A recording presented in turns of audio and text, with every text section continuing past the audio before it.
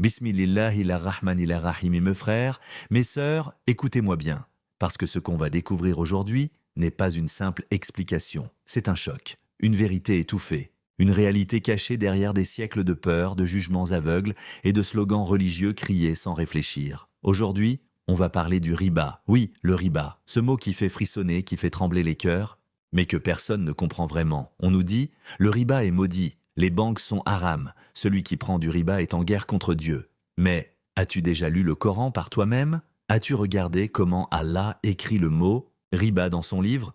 Non pas avec tes oreilles, mais avec ton intelligence, ton cœur, tes yeux ouverts. Dès le départ, il y a un indice énorme. Allah écrit le mot riba de deux façons différentes dans le Coran. Une fois avec une lettre supplémentaire, la lettre O, et une fois sans. Pourquoi cette différence? Pourquoi ce détail graphique dans le livre d'Allah? Est-ce une erreur? Non, c'est un code divin, une alerte, une boussole. Quand le mot est écrit avec la lettre Oud ou un reblois, Allah parle du riba interdit, destructeur, celui qu'il veut effacer de la société. Mais quand il est écrit sans ce O, comme dans la sourate Ar-Rum, riba, Allah ne le condamne pas. Il dit même que ce riba ne se multiplie pas chez lui, mais il ne le maudit pas, il ne le punit pas. Tu vois la différence? Le premier est toxique, c'est le riba de l'oppression, du profit sur le dos de la faiblesse. Le deuxième est un mécanisme économique, pas un crime. Et c'est là qu'on entre dans la zone que personne ne veut explorer. Prenons un exemple concret, tu veux acheter une maison, tu vas à la banque, tu signes un contrat clair avec un taux d'intérêt connu à l'avance, accepté par toi, et par la banque, tu es d'accord, tu sais ce que tu fais. Il n'y a ni piège, ni injustice, ni exploitation. Est-ce que c'est ça le riba maudit? Non, parce qu'Allah, dans le Coran, n'a jamais maudit celui qui prend un prêt. Jamais. Relis chaque verset. Il parle de ceux qui mangent le riba, alladhina yakuluna riba, pas ceux qui le prennent par nécessité.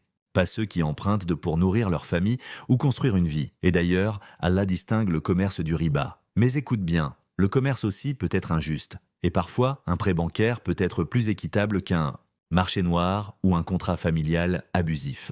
Tu vois la nuance? Le Coran ne condamne pas aveuglément. Il pèse les intentions, les circonstances, les conséquences. Maintenant, imagine deux hommes. L'un va chez un usurier, il demande 1000 euros, promet de rembourser en un mois. Il échoue, l'usurier lui dit « Tu me dois maintenant 2000 euros ». Ça, c'est le riba interdit. C'est le riba des ignorants de la jahiliya, le riba qui écrase l'âme et détruit les familles. Mais l'autre homme va à une banque. Il emprunte la même somme, il connaît à l'avance le taux. Il a un plan de remboursement, un contrat signé. Et il rembourse selon ses moyens.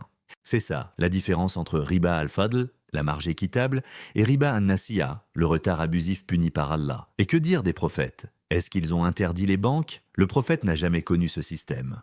Ce sont des outils modernes. Et Allah a donné un Coran qui transcende le temps et l'espace. Alors pourquoi vouloir ramener toute l'économie mondiale à un modèle de marché du 7e siècle? Frères, sœurs, tu veux la vérité? Elle est là. Le Coran ne généralise pas l'interdiction du riba à toute forme d'intérêt. Il condamne l'abus, l'oppression, l'enrichissement sans effort sur le dos des autres.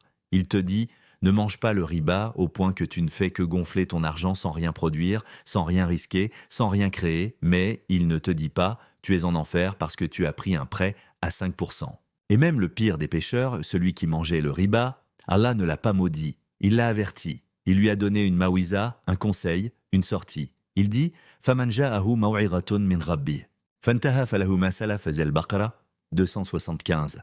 Subhanallah, quelle miséricorde. Et toi, que vas-tu faire maintenant? Continuer à répéter des phrases apprises sans réfléchir? Ou ouvrir le Coran? Vraiment? Le lire avec un cœur vivant? Réveille-toi, sors du brouillard. Ce n'est pas le prêt bancaire qu'Allah condamne, c'est l'injustice. Et si aujourd'hui tu es face à un choix économique difficile, ne te juge pas. Allah ne te juge pas non plus. Il te guide, il te parle, il te dit « Reviens à moi, sois juste, ne vole pas, ne profite pas, mais ne t'interdis pas ce que je n'ai pas interdit. Mes frères, mes sœurs, le monde a changé. Les outils ont évolué, mais la justice d'Allah est éternelle. Et son Coran, si tu l'écoutes vraiment, il t'éclaire, il te délivre. Wassalamu alaykum wa rahmatullahi wa barakatuh.